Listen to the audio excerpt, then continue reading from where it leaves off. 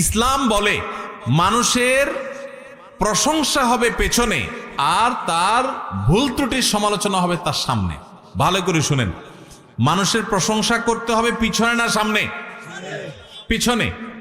সামনে প্রশংসা করা যাবে, এইটা যেই মাহফিলে বসে বলতেছি, এই মাহফিলের স্টেজেই হয়তোবা আমার নামার আগে খুব একটা বলে না আজকে, বিভিন্ন মাহফিলে যেটা হয় যে বক্তারে বসায় রেখা পোস্টারে 5 মাইল লম্বা তার প্রশংসা লেখে, আছে না নাই?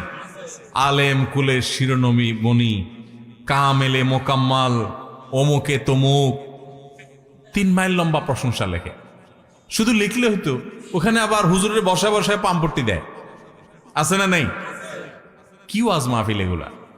এই ওয়াজ মাহফিল থেকে মানুষ কি ইসলাম শিখবে যে ওয়াজ মাহফিলে ইসলাম নষ্ট করা হয়, ধ্বংস করা হয়? মানুষের সামনে প্রশংসা করা পরিষ্কারভাবে হাদিসে নিষেধ।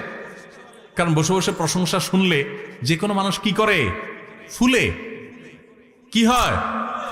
ফুললে বেশি অহংকারী হয়ে যায়, সে ধরাকে সরা জ্ঞান করে, সে মানুষকে মানুষ মনে করে না। এটা মানুষের, প্রত্যেকটা মানুষের ভিতরে হয় কম বেশি। আপনি যে বলেন না আমারে বাতাসে ধরে না, আপনি এটা ভাব নিছেন। বাতাসে ধরে না এমন কোনো মানুষ নাই। আপনি বলবেন রেলের চাক্কা আমি হাওয়া দিয়া লাভ নাই, এটা মুখের কথা। প্রত্যেকটা মানুষ সামনে প্রশংসা শুনলে তার ভিতরে কি আসে? অহংকার। এই জন্য এটা নিষেধ ইসলামে।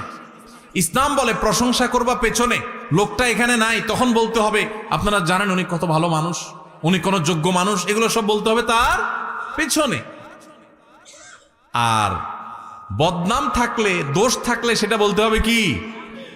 ইসলাম বলে তুমি বেটাগিরি দেখাও, প্রকৃত মানুষ হও, সাহসী হও, সামনে দোষ বলো। আমরা কি করি এখন? সামনে আসে শুধু পাম্পটি দি, ভাই আপনার মতো মানুষ নাই ভাই, জানেন না ভাই আপনার জন্য দিলটা যে কেমন করে ভাই।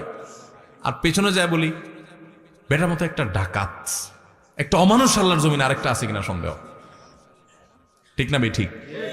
আমরা পেছনে যায় বদনাম করি আর সামনে আইসা পাম দেই। এর কারণে ক্ষতি কি হয় জানেন? আমাকে একজন কয়দিন আগে প্রশ্ন করছে, ভাই গীবত কি ইসলামে এত কঠিন শক্তভাবে নিষেধ করছে কেন? একটা মানুষের গীবত করছে, কারণ মারা নাই তো, এমন কোনো ক্ষতি করে নাই, তাহলে ইসলামে এত কঠিন ভাবে যে মৃত মানুষের গোশত খাওয়ার চাইতে জঘন্য অপরাধ বলেছে বা গোশত খাওয়ার মতো বলেছে, এটা কিভাবে হয়? তো আমি বললাম দেখেন, একটা সমাজ স্থিতিশীল থাকুক, সুন্দর থাকুক, সুখী থাকুক, ইসলাম সেটা চায়। যখন মানুষের সামনে প্রশংসা করবেন তখন লোকটা অহংকারী হবে।